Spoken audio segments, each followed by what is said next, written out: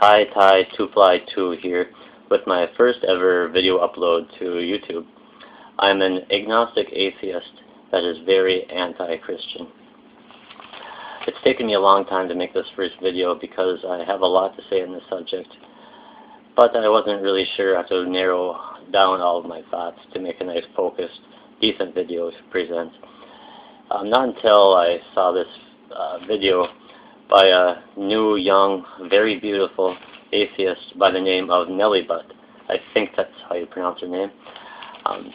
In her video, she had a question pertaining to the possibility of hell's existence. So that inspired me to make this first response video.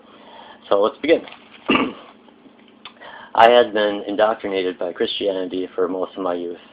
By the time I was old enough to start having a few doubts, the fear of hell would usually prevent me from completing any questions that might enter my thoughts. I was so afraid that God might read or hear my thoughts and eternally damn me for just questioning anything about Him. But my doubtful questions could not be suppressed for very long. I put some more thought into it and realized that it could not be possible for a God to read every single thought of every single person, every single second of every single day, and comprehend any of it. So I figured that He must just kind of randomly check our thoughts. And I felt that I was pretty safe, that the chances were pretty slim that God would catch me questioning Him as long as I didn't continuously focus 24/7, focus my thoughts 24/7 on these questions about God. I felt I was pretty safe from Him catching me and beating the shit out of me for all eternity. And once I really thought about it, what the Bible and my Sunday school teachers had been telling me most of my life about heaven and hell made absolutely no sense whatsoever. If there was a bad, evil place for punishment and a good place with love and joy for reward, why would the requirements to enter either one be based entirely on our thoughts? It would not be right, fair, or just to have our actions have absolutely no influence on our judgment.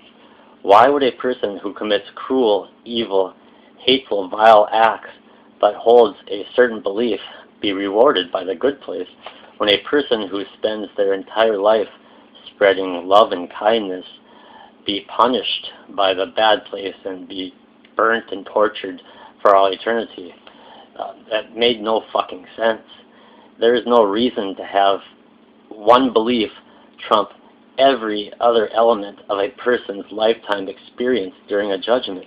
No fucking way. Quite frankly, it had to have been one of the stupidest ideas ever taught to me. I then had enough courage to question more of the Bible, knowing that I would not be sent to hell merely for having a few questions about it. Once the fear of hell no longer existed in me, I could look at the Bible honestly with an open mind, using my critical thinking skills just like I used for anything else in life. And once I thought about it a little more, it really didn't take very long for me to conclude that almost every aspect of this religion that I had spent most of my life subservient to, fearful of, and had followed with blind obedience made absolutely no sense. It made no sense for a God to have so many humanistic characteristics. Why would a God be jealous? And why would a God's emotions be so out of control? And why would He even have emotions at all? It just made no sense. And why would He be filled with so much hate? Why would He be so angry? And why would He be so evil when He was supposed to be a good and loving God? It just simply made no sense. I had to ask myself, why for so many things? Just why? Because It's complete nonsense. When you really ask yourself why any part of Christianity would depict how things really are, you can find no way to justify any of it. There's no reason why anything written in the Bible would be true. There is no reason for reality to be as nonsensical as Christianity claims it to be. No reason whatsoever. I was about 15 when I freed my mind from Christianic control, yet almost 25 years later, I'm still somewhat ashamed, somewhat embarrassed that I ever was gullible enough to be a Christian. Even if I was just a young kid back then, I'm still disappointed in myself for not seeing through it the moment I discovered the truth about Santa. Anyways, thanks for watching my first video.